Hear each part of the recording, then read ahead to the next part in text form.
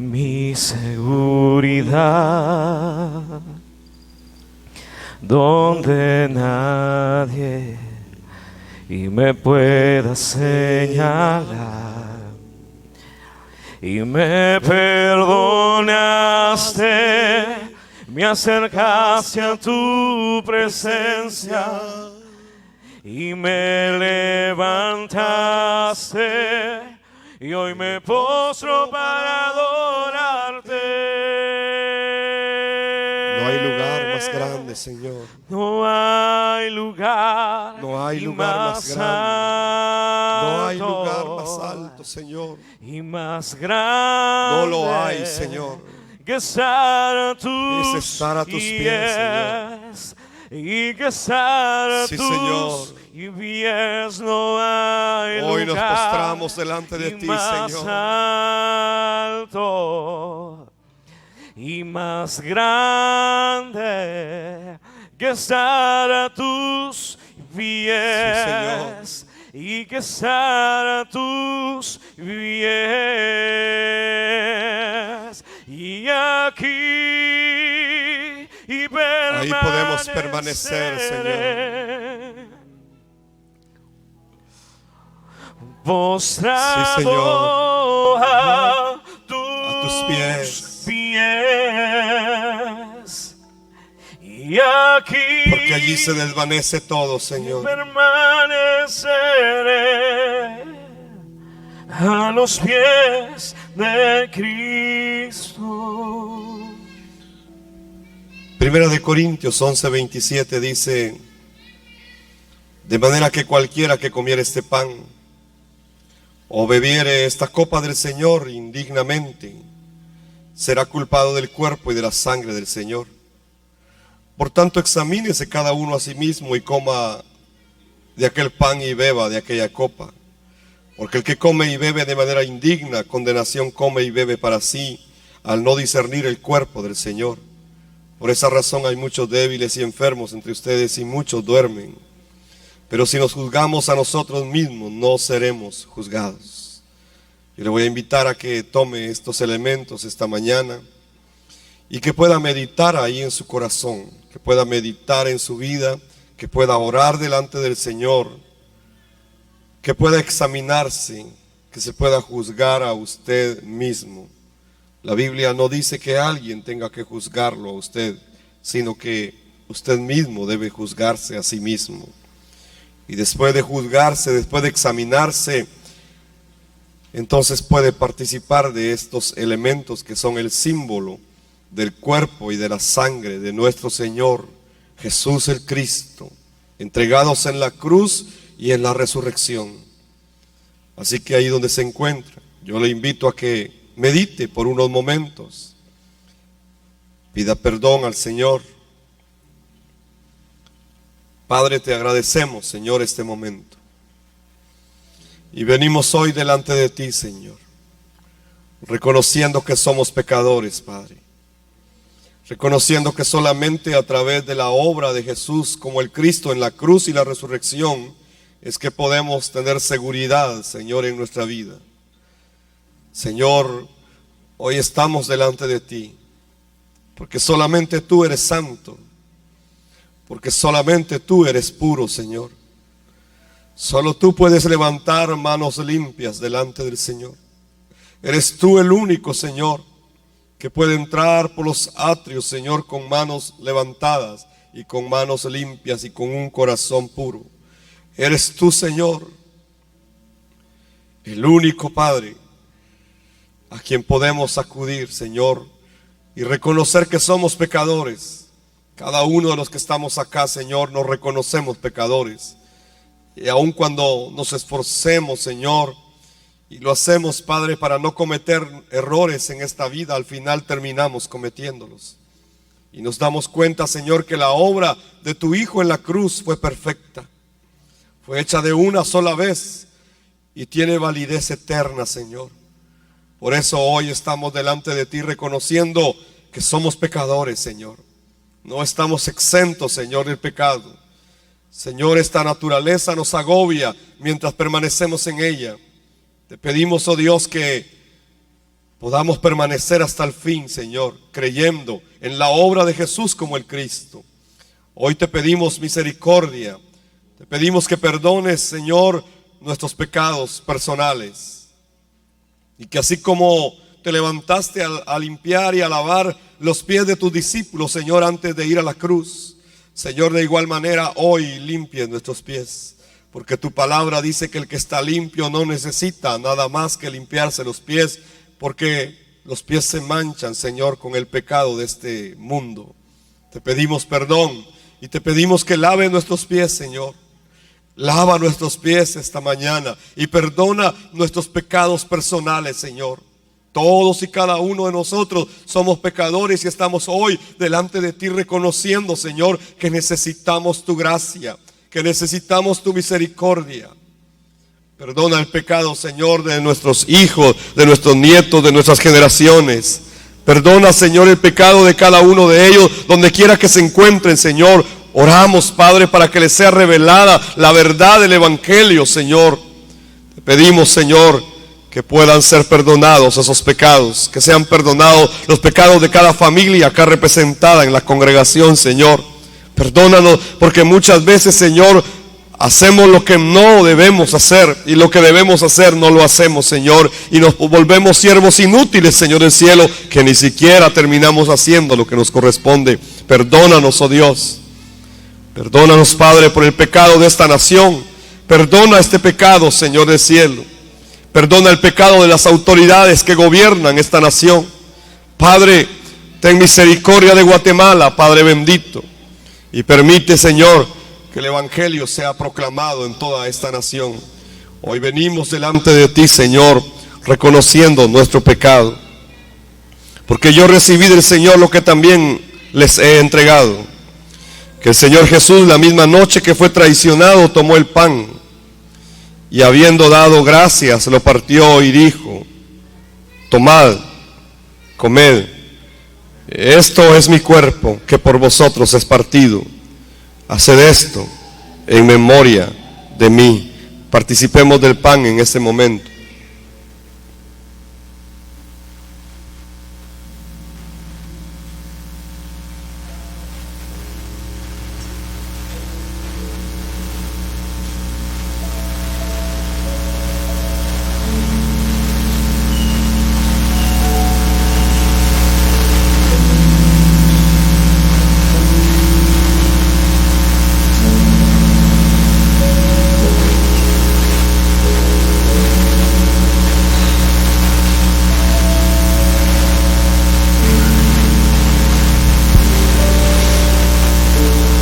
Asimismo tomó también la copa después de haber cenado, diciendo: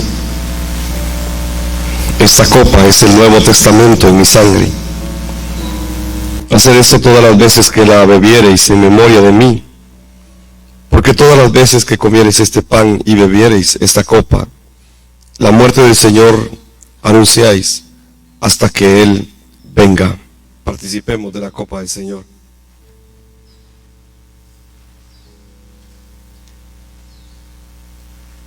Padre, te damos gracias esta mañana.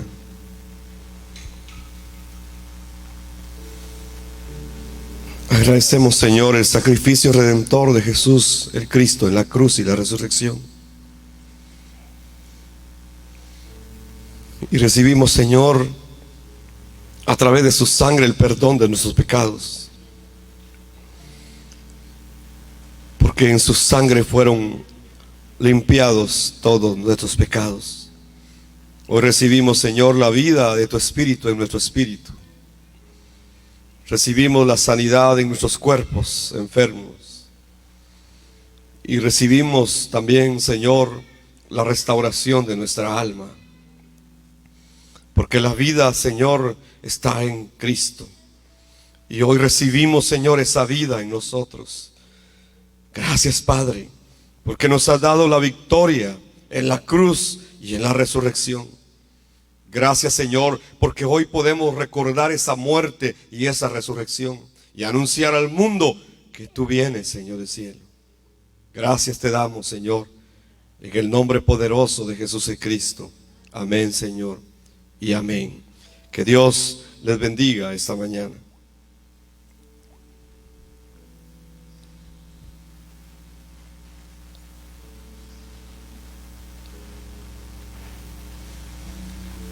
Quiero abrir la escritura esta mañana a la epístola de los Efesios, capítulo número 2 y versículo 1 y 2. Y voy a leerlo y después voy a dejar lugar para que usted lo lea también ahí en su Biblia. Efesios 2, verso 1 y 2. Y dice de la manera siguiente: a ustedes Él les dio vida cuando aún estaban muertos en sus delitos y pecados, los cuales en otro tiempo practicaron, pues vivían de acuerdo a la corriente de este mundo y en conformidad con el príncipe del poder del aire, que es el espíritu que ahora opera en los hijos de desobediencia. Voy a contar a 3 y usted lo lee ahí en su Biblia. 1, 2 y 3.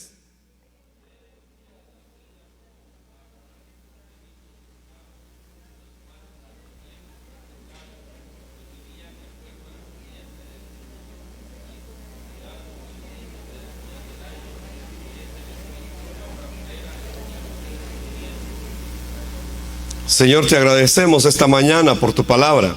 Te pedimos, Señor, que tu Santo Espíritu nos guíe, Señor, en la misma, y que podamos cobrar vida. Esa vida que está en tu palabra pueda entrar a nosotros, Señor, mientras la recibimos, Señor, y que vengan las respuestas del trono de tu gracia a nuestra vida, Señor, a través del Evangelio. Oramos todo en el nombre poderoso de Jesús el Cristo. Amén, Señor, y amén. ¿Cuántos dicen amén? Quiero hablar de la seguridad de la salvación. En realidad este es uno de los temas primeros que hace 7 años yo empecé a compartir, tratando de explicar el Evangelio. ¿Cuál es la seguridad que me da el Evangelio? Una de ellas es la seguridad de ser salvo. Es que solo a través del Evangelio puedo tener esa seguridad de que soy salvo. Sin embargo, muchos hoy que van a los templos no tienen no tienen esta seguridad de la salvación. Y entonces Satanás se aprovecha de eso. La Biblia nos enseña cómo es que Dios ha provisto esta salvación. Sin embargo, muchos creyentes no entienden la grandeza del Evangelio, que tan grande es el Evangelio. Y al no entender la grandeza del Evangelio, tampoco pueden estar seguros de su salvación. Y entonces están fracasando continuamente al no tener seguridad de ser salvos. Recuerdo una historia de una iglesia en un país europeo durante la guerra. Y era prohibido reunirse y los cristianos eran asesinados en medio de la guerra. Pero en un lugar había un templo muy pequeño y se reunían así escondidos algunos hermanos a darle el culto a Dios. De repente llegaron 4 soldados del ejército contrario. Y entonces les dijeron: ustedes son creyentes, ustedes son cristianos, entonces ustedes le dan el culto a Dios aquí, así que hoy los vamos a matar a todos. Y entonces se asustaron los hermanos que se habían reunido esa mañana ahí. Y entonces el soldado les dijo: vamos a darles una oportunidad. Si algunos de ustedes niegan ser cristianos, o si algunos de ustedes no son cristianos, por favor váyanse en este momento. Solo vamos a matar a los que son cristianos. Y entonces la mayoría de los hermanos salió. La mayoría de las personas se fue de aquel lugar. Y solamente quedaron 3 personas. Quedaron sentadas 3 personas ahí en ese templo. Y entonces cuando ya se habían ido todos los demás, los 4 soldados se acercaron a ellos y les dijeron: nosotros también somos cristianos. Y queremos dar el culto a Dios con gente que tenga la seguridad de ser cristiano. Por eso fue que sacamos a todos los demás. Así que no se preocupen, vamos a darle el culto a Dios aquí, los 7. ¿Qué hubiera hecho usted? De la pregunta: ¿de cuál grupo sería usted? Cuando no se tiene la seguridad de algo, es normal que uno reaccione de esa manera. Entonces la seguridad de la salvación es algo que debe estar en nosotros cuando tenemos claro el Evangelio del cual nos habla la Biblia. Tenemos que entender profundamente entonces qué es la salvación y cuál es la seguridad de que somos salvos. Pensemos primero cuál es el estado de una persona no salva. ¿Cuál es el estado de una persona sin el Evangelio? Pensemos un momento cómo vive esa persona. Bueno, podríamos tener muchas opiniones, pero vayamos a lo que dice la Biblia. ¿Qué dice la Biblia acerca del estado de una persona sin el Evangelio? La Biblia es contundente y dice una cosa: que esa persona, su espíritu, está muerto. Está muerto.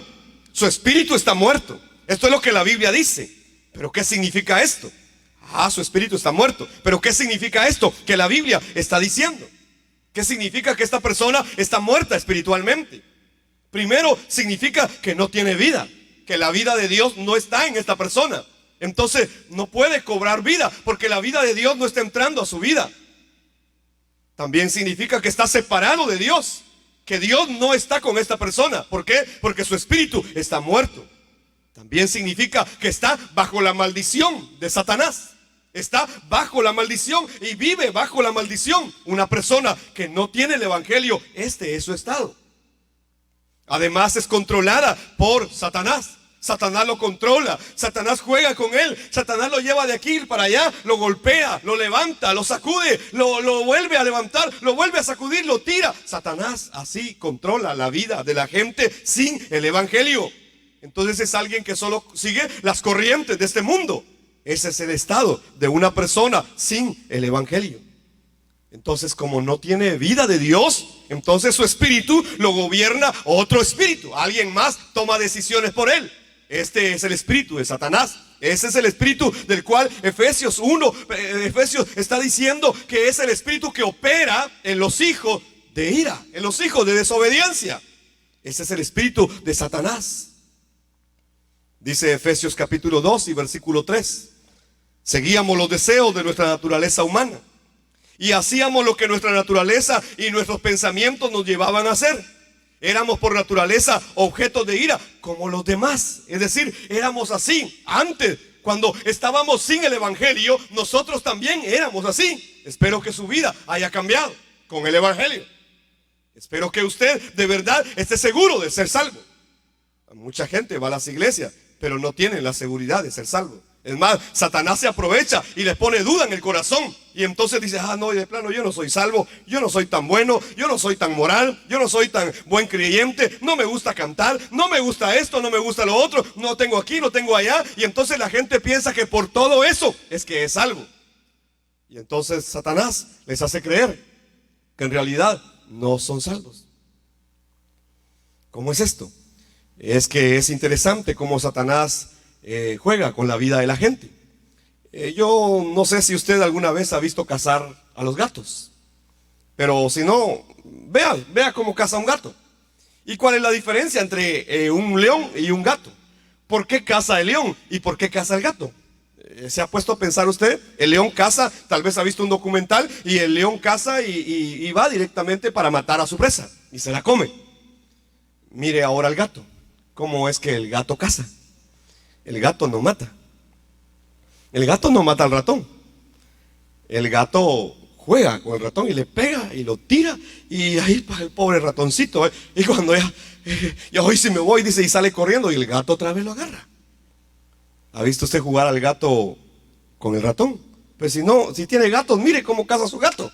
Y se va a dar cuenta que el gato no va y hay un ratón, lo voy a matar. No, usted lo quiere matar al ratón, pero el gato no lo mata. El gato juega con el ratón. Entonces, es como Satanás juega con la vida de mucha gente. Y entonces le da un sopapo, vaina. Ahí está el cristiano que ya va despertando cuando lo agarran otra vez y lo vuelven a tirar. Y Satanás se ríe. Y Satanás se divierte con los cristianos. Y dice, miren el ratoncito cristiano. Nunca lo mata, solo lo está ahí golpeando. Porque ¿cuál es el deleite de Satanás? Es el sufrimiento. Él se le deleita en verte sufrir. A esto se le llama el estado de condenación. Entonces, esto es lo que la Biblia explica. Estado de condenación es un estado donde estamos condenados bajo el control de Satanás, bajo la maldición, bajo la dirección del príncipe del aire. Y entonces Él hace con nuestra vida como Él quiere. Este es el estado de condenación. Entonces, ¿qué es lo que Dios hizo? Dios vino y Él mismo descendió. Esto es lo grande del evangelio. Dios mismo descendió del cielo y vino al estado de condenación para arrancarnos de las tinieblas y llevarnos a la luz admirable de Dios. Esto es la salvación. Y entonces el ratoncito que está en estado de maldición, de control de Satanás, estado de condenación, es arrancado de ese estado y es llevado a un estado de vida, y vida en abundancia. Esto es la salvación. La Biblia, cuando habla de la palabra refugio en los salmos, y el salmista dice: Jehová es mi refugio, el Señor es mi refugio. La palabra en el hebreo es un agujero en la peña. Refugio es un agujero en la peña. Es como que si el ratoncito llegara y se metiera a ese agujero, y aunque el gato quisiera agarrarlo, no puede sacarlo, porque está en el agujero, está en el refugio. Esto es la salvación. Espero que usted pueda entender qué significa ser salvo. En realidad, sin el evangelio, el ser humano está separado de Dios y condenado eternamente en esta condición, en este estado de condenación. Mateo capítulo 12, verso 34 al 36. Jesús, cuando vino, le dijo a la gente: ustedes son hijos de las serpientes. Ustedes son generación de víboras, hijos de serpientes. ¿Cómo pueden decir cosas buenas si son malos? Porque de la abundancia del corazón habla la boca. El hombre bueno saca cosas buenas del buen tesoro de su corazón, y el hombre malo saca cosas malas de su mal tesoro. Pero yo les digo que en el día del juicio, cada uno de ustedes dará cuenta de cada palabra ociosa que haya pronunciado. Daremos cuenta ante el Señor de cada palabra ociosa que hayamos pronunciado. Hasta de eso daremos cuenta.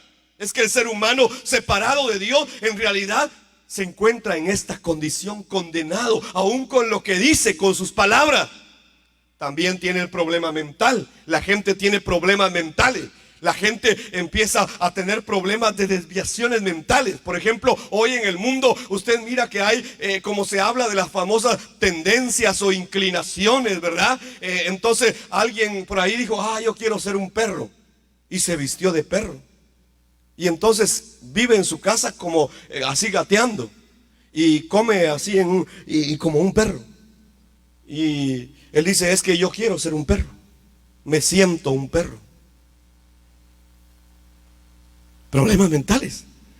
El ser humano está cayendo a ese punto.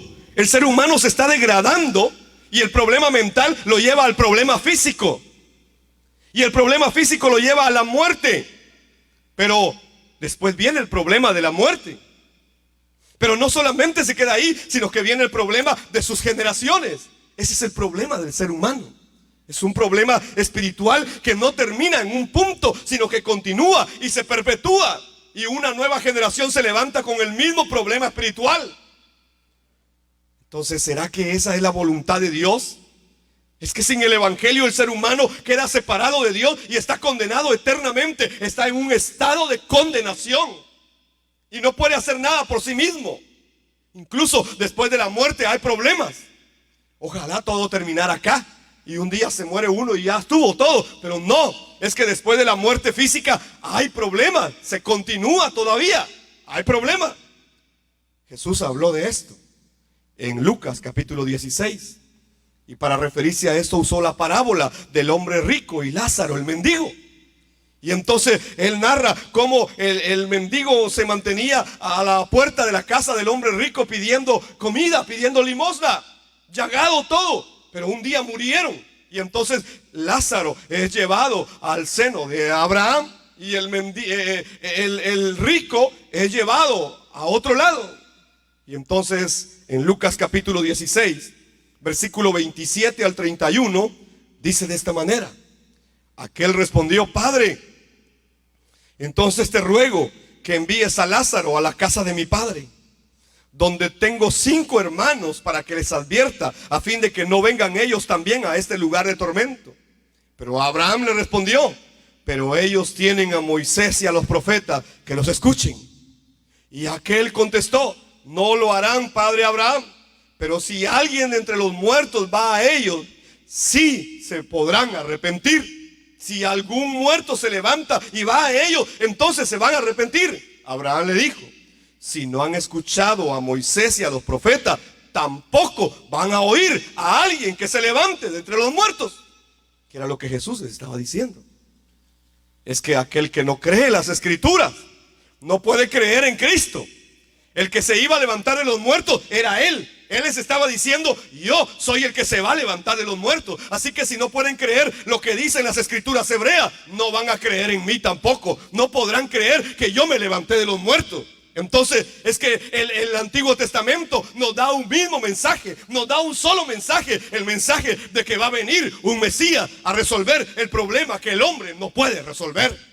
Y entonces esto es el mensaje que Cristo le está dando. Hay un hombre que está sufriendo ahora en un lugar de tormento. Por favor vayan, avísenle a mi familia para que no vengan a este lugar. ¿Y por qué no quería que fueran a ese lugar? ¿Tenía problemas con su familia o de verdad los amaba mucho? Pero él no quería que su familia fuera al mismo lugar de tormento. Este es el deseo de los muertos. Este es el deseo de las personas que se han ido sin el evangelio. Ellos no quieren que los demás, el resto de su familia, llegue al mismo lugar de tormento. ¿Y cómo se puede evitar eso? Solamente regresando al evangelio, solamente creyendo el evangelio. Hace unos pocos años se realizó una investigación en la Universidad de Arizona en Estados Unidos. Y esta investigación reflejó algunos datos interesantes. La mayoría de los estadounidenses ya no creen que Jesús es el camino de la salvación. Ya no lo creen.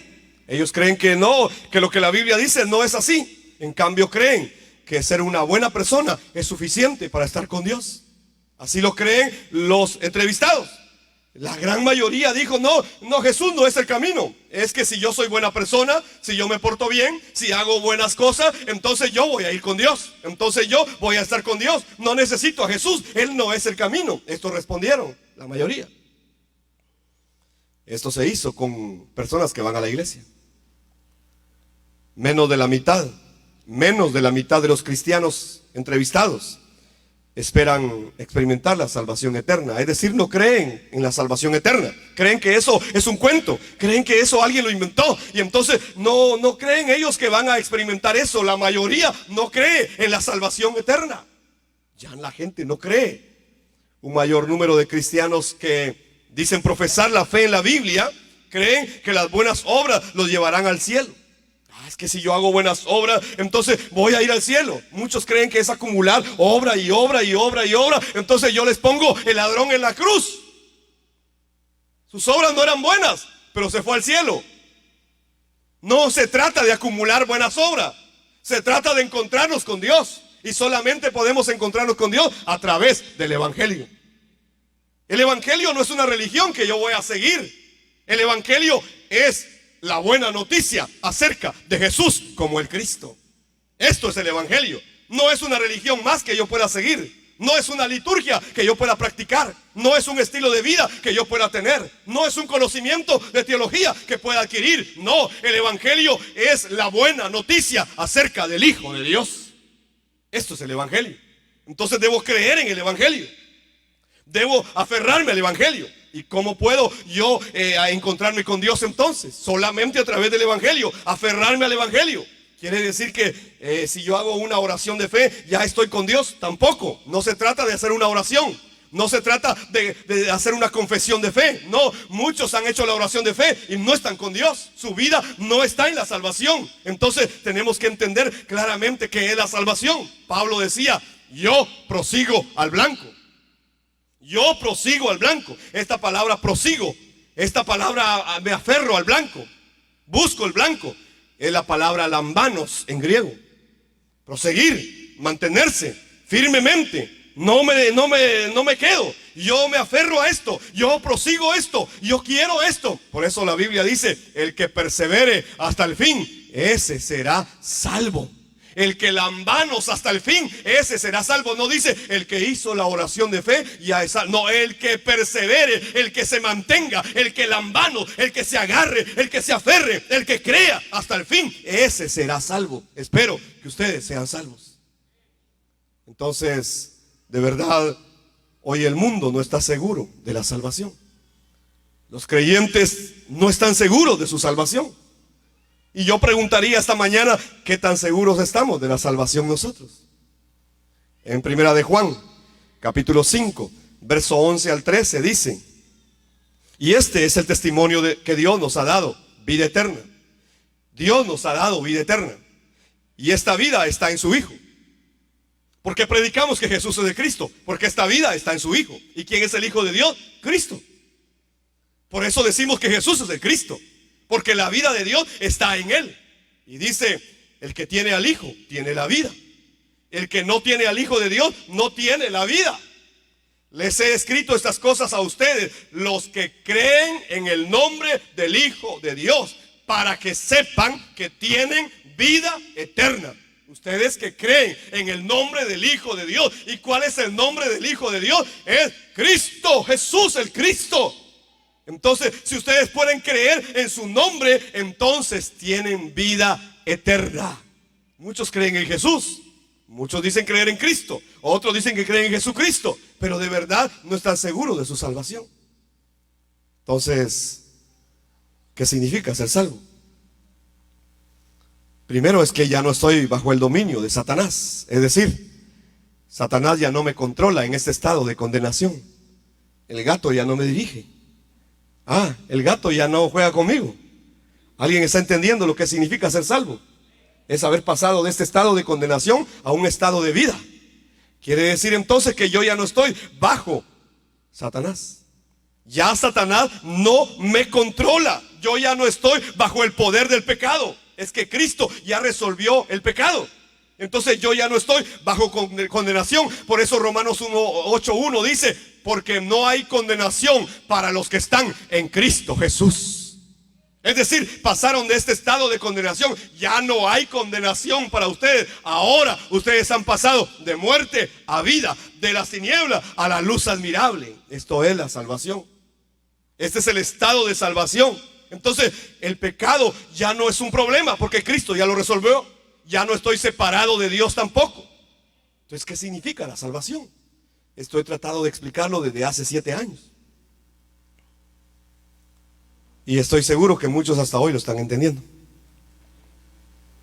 Entonces, ¿qué significa ser salvo? Primero, es que mi pasado fue resuelto. Mi pasado ya fue resuelto. Dice Efesios 2:1 que antes yo andaba de esta manera, pero que ahora ya no. Eso significa que mi pasado ya fue resuelto. Dios me dio vida cuando yo andaba perdido. Mi pasado fue resuelto. Segundo, mi presente está resuelto. Efesios 2:2. El que opera ahora, hoy, sobre los hijos de desobediencia, no opera sobre mí. Así que mi presente está resuelto. Está resuelto. Tercero, mi futuro está resuelto en Jesús como el Cristo. Efesios 2:6 dice que Él me ha dado un lugar en los lugares celestiales para que yo me siente con Él. Entonces, mi pasado, mi presente y mi futuro están resueltos a través de la obra de la cruz y la resurrección. ¿Alguien está entendiendo la salvación esta mañana? Esto significa ser salvo. Esto significa que a través de Jesús como el Cristo yo puedo pasar de un estado de condenación a un estado de vida. Y Satanás ya no me puede tocar. Estoy metido en el refugio de Dios. Estoy metido en el agujero de la peña. Y nadie me puede tocar ahí. Porque el que está conmigo es más grande que el que está contra mí. Esto es la salvación. Esto es la salvación.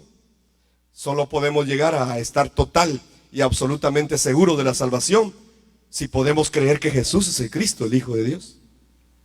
Hechos capítulo 4 versículo 12 dice que Dios no ha dado otro nombre bajo el cielo en quien podamos ser salvos. Solo ha dado un nombre, y ese nombre es Jesús Cristo. Por eso proclamamos que Jesús es el Cristo, porque solamente a través de Él el ser humano puede ser salvo. Solo a través del sacrificio redentor en la cruz y la resurrección se resuelve el pasado, el presente y el futuro de cualquier persona. Solamente a través del Evangelio. Muchos hoy siguen diciendo creer en Jesús, pero no están seguros de ser salvos. Siempre piensan que necesitan algo más. No quieren que Cristo regrese porque ellos dicen que no están preparados. Yo he preguntado esto en muchas naciones, a dónde he ido, y he preguntado cuántos quieren que Cristo venga hoy, y no quieren que venga. Es que me falta esto. Me tengo que casar. No he terminado mi empresa. Tengo que empezar un nuevo negocio. No he terminado de pagar mi crédito. Todavía quiero ver a mis nietos. Tengo lo siguiente. Me falta aquí, me falta allá. Es que no soy muy buena persona. Es que hoy no fui a la iglesia. Pueden poner cualquier cosa para que Cristo no venga. ¿Será que de verdad, si creemos de esa manera, podremos cumplir la evangelización mundial? No, no va a suceder. Así no va a pasar. Va a pasar cuando creamos que Jesús es el Cristo y que pronto viene. Y que estamos acá para preparar el retorno de Cristo. Entonces, ¿qué tan seguros estamos de nuestra salvación? Necesitamos creer el Evangelio cada día. Si tenemos entonces la seguridad de la salvación, podemos salvar con el Evangelio a todo el mundo. Yo me di cuenta de esto. Dios abrió mis ojos ante esta verdad. Antes yo no me había dado cuenta de esto. Como dicen algunos de ustedes, no me había percatado de esto, ¿verdad? No me había dado cuenta yo de esto. No había abierto mis ojos para entender esto. Y había predicado la Biblia durante 33 años más o menos. Y no me había dado cuenta de que en realidad, si yo estoy seguro de mi salvación, entonces puedo salvar con el Evangelio a todo el mundo. Claro que sí. Y entonces si puedo predicar esta verdad la necesitan los musulmanes, la necesitan los árabes, la necesitan los judíos, la necesita todo el mundo, los gentiles. Y cuando uno va a las naciones y mira y presenta el mensaje, de verdad la gente abre sus ojos y dice: nunca había entendido esto, nunca lo había visto. De verdad es impresionante cómo el Evangelio puede entrar a la vida de la gente. Pero debemos entender profundamente qué significa la salvación y tener la seguridad de ser salvos. En Juan 10, verso 28 y 29, dice: y yo les doy vida eterna. Jesús mismo dijo: yo les doy vida eterna. Si a mí me tocara decidir entre ustedes quiénes tienen vida eterna y quiénes no, yo diría que dejaría a alguno de ustedes fuera. Pero denle gracias a Dios que no me toca a mí, ¿verdad? Es que Él dice: yo les doy vida eterna. Amén. Así que no tiene que quedar bien conmigo. Mejor crea en Él. Amén. Porque yo les doy vida eterna. Es Cristo el que está diciendo: yo les doy vida eterna. No es un hombre, no es una denominación, no es una religión, no es una teología, no es un sistema de creencia, no es un conocimiento teológico, no es una forma de vida. Yo les doy vida eterna, el Cristo. Amén. ¿Quién te da vida eterna? Cristo. Cristo. No es tu denominación, no es ministerio Jireh, no, es Cristo, es Cristo, es Cristo el que te da vida eterna. Amén. Luego dice: y no perecerán jamás. No van a morir jamás. Yo les doy vida eterna y no perecerán jamás. Y luego dice: ni nadie las arrebatará de mi mano. Nadie las puede arrebatar de mi mano. Mi Padre que me las dio es más grande que todos y nadie las puede arrebatar de la mano de mi Padre. Es que pasaste de condenación a la mano de tu Padre. Pasaste de condenación a la mano de Dios y estás ahora en la mano de Dios. ¿Alguien puede entender lo que es la salvación? Esto es la salvación. No estoy hablando de un cuento. No estoy hablando de una filosofía, de una teología. Estoy hablando de la verdad de la salvación, de la cual debemos estar seguros. Es que estás en la mano de Dios cuando eres salvo. ¿Quién te quiere tocar? Que se acerque y se va a encontrar con el más grande de los grandes. Por eso dicen: ninguna condenación hay para los que están en Cristo Jesús, Señor nuestro. Amén. Esto es la salvación. Debemos estar seguros que estamos en las manos de Dios. El ratón estaría seguro en la cueva de la peña, pero nosotros estamos seguros en la mano de Dios. En mis manos te he grabado. En mis manos te he grabado. Esto dice el Señor en su palabra: en mis manos he grabado tu nombre. No te voy a dejar. No te voy a desamparar. No. Aunque todos te abandonen, yo estaré contigo. Esta es la salvación. ¿Qué tan grande es la salvación entonces? Es que estoy en la mano de Dios. Entonces, si estoy en la mano de Dios, significa que Él controla todo. Amén. Estoy en la mano de Dios. Y dice que nadie las puede arrebatar de la mano de mi Padre. Nadie.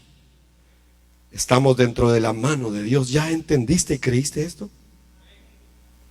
Está en la seguridad de la salvación. Estamos dentro de la protección de Dios. Si creemos y entendemos esta verdad de la salvación, entonces, ¿cuál sería nuestra vida? Es una vida de gratitud a Dios, de estar agradecidos con Dios todos los días por la salvación. Así que, si tenemos seguridad de la salvación, significa que tenemos todo, porque estamos en las manos de Dios. ¿Cómo es posible esto? Solo a través del Evangelio. Y concluyo esta mañana. Solo a través de la obra de la cruz y la resurrección es que podemos ser salvos y estar seguros de ser salvos. No hay otra manera. Mis amados hermanos, este es el mensaje de toda la Biblia.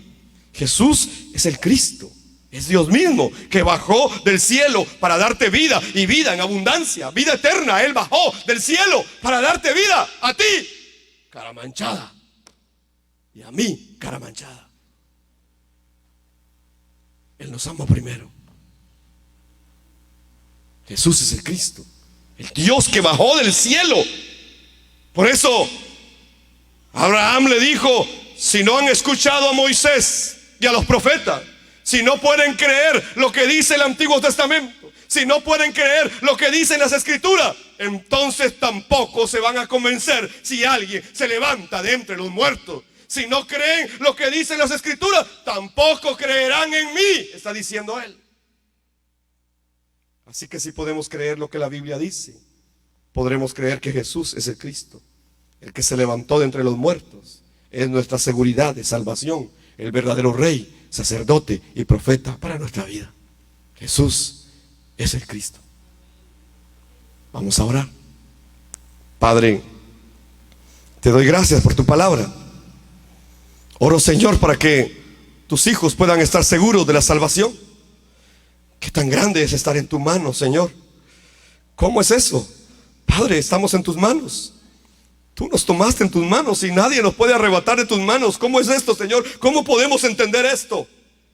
Si ni siquiera podemos entender lo que necesitamos nosotros.